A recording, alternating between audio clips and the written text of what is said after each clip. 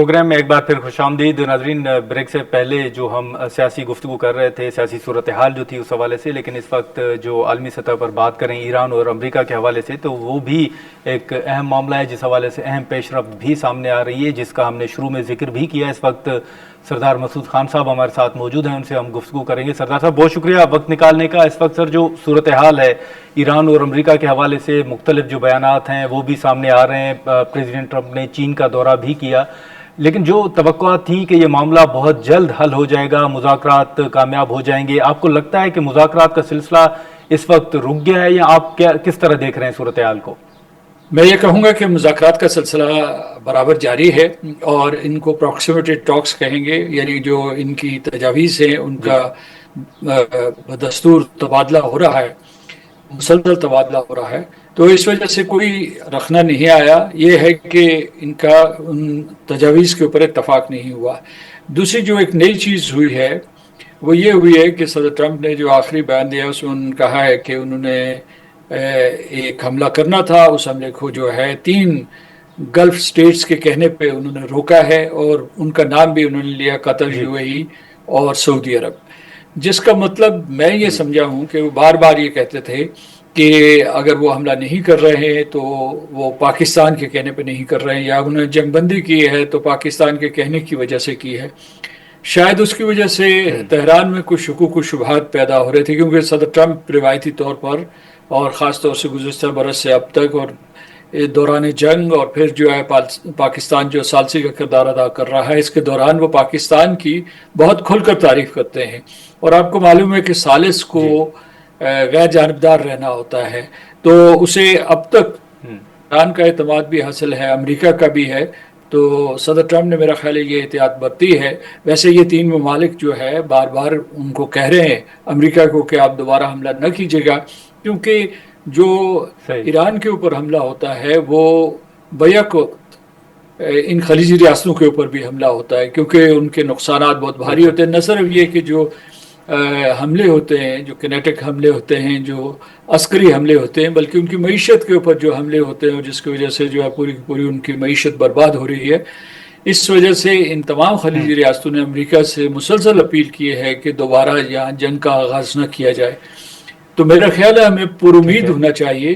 صدر ٹرمپ کا بھی مجھے نہیں لگتا کہ کوئی ارادہ ہے دوبارہ حملہ کرنے کا، کیونکہ یہ جنگ ان کے لیے بہت قیمتی ثابت ہوئی ہے. ویسے تو انہوں نے کہا کہ $29 بلین کے اخراجات اب تک جو ہے امریکہ کو آ چکے ہیں، لیکن جو ماہرین و مبصرین وہ یہ کہہ رہے ہیں کہ ان کے نقصانات اس سے زیادہ ہوئے ہیں، مطلب $50 بلین کے لگ بھگ ہوں گے. ٹھیک ہے، لیکن سردار مسعود خان صاحب، یہ جو آپ نے تہران کا ذکر کیا، اس حوالے سے اگر آپ دیکھیں تو جو رپورٹس آ رہی ہیں کہ محسن نقوی صاحب دوبارہ تہران پہنچے ہیں، یہ کس حد تک آپ اہم دورہ سمجھتے ہیں، اور خاص طور پر ٹائمنگ؟ ایران کا امریکہ کے اوپر 100% اعتماد نہیں ہے.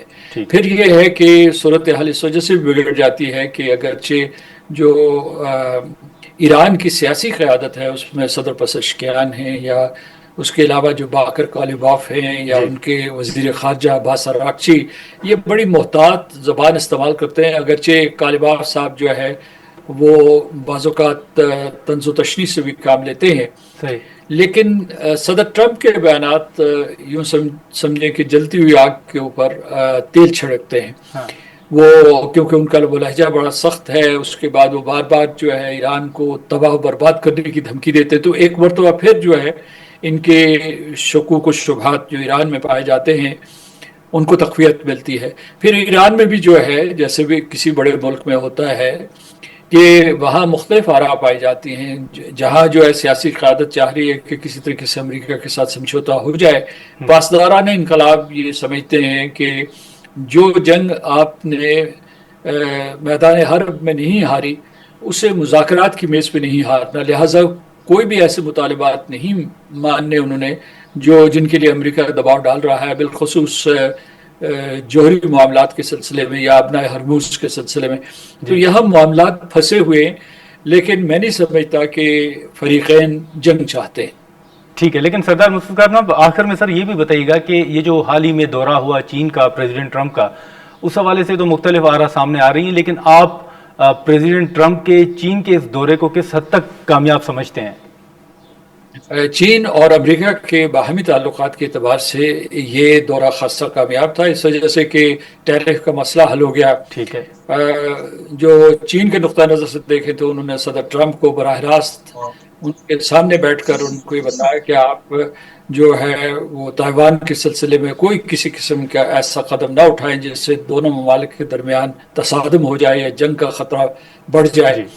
और तीसरे जो है ईरान के सिलसिले में भी उनकी गुफ्तगू शुनीद हुई, कोई मुफाहमत तो नहीं हुई है, लेकिन ये कि उन्होंने अपनी अपनी पोजीशंस दोहराई हैं। मैं समझता हूँ कि चीन को बहुत फायदा था क्योंकि वो तो पुरअमन बैठा हुआ है, वो किसी जंग में नहीं है, लेकिन वो देख रहा है कि किस तरीके से यूनाइटेड स्टेट्स ब्लीड कर रहा था, यानी माशी एतबार से भी और अस्करी एतबार से भी। और फिर मैं समझता हूँ कि अगर अमेरिका का कभी जो है इरादा है कि चीन के ऊपर हमला करेगा, ताइवान के हवाले से कोई किसी किस्म की फौज कशी करेगा, तो चीन पूरे के पूरे इस थिएटर का, यानी ये जो खलीजी रियासतों में और ईरान के खिलाफ जो हमला हुआ है, इसका मुतालिया कर रहा है कि अमेरिका जो है अपने ट्रूप्स, अपने एयरक्राफ्ट कैरियर्स कैसे मोबिलाइज करते हैं, डिस्ट्रॉयर्स का कैसे इस्तेमाल करते हैं, फिर जो है डिजिटल और साइबर फोर्सेस को किस तरीके से वो इस्तेमाल करते हैं। तो इसलिए ये चीन के लिए एक बहुत सुनहरी मौका था। मैं ये दूसरे लफ्ज़ों में ये कहना चाहता हूँ कि अमेरिका को चीन से यही पैगाम मिला होगा कि आप ये जंग बंद करते हैं। ठीक है सरदार साहब, बहुत शुक्रिया आपका वक्त निकालने का। नाज़रीन, सरदार मसूद खान साहब की गुफ्तगू आपने सुनी, और इस वक्त जो रिपोर्ट्स मोहसिन नकवी साहब के हवाले से एक अहम सामने आ रही हैं कि वो दोबारा तेहरान पहुंचे हैं, और इस हवाले से प्रेसिडेंट ट्रंप के जो बयानात हैं वो भी बड़े अहम हैं, और यकीनन इससे ये अखज़ किया जा सकता है कि इस वक्त भी मुज़ाकरात की बहाली के हवाले से कोशिशें जो वो हो रही हैं, और पाकिस्तान का उसमें अहम किरदार है, और पाकिस्तान की भरपूर कोशिश है कि ये मामला किसी तरह हल हो जाए। आज के प्रोग्राम में इतना ही, इजाज़त दीजिए, अल्लाह हाफ़िज़।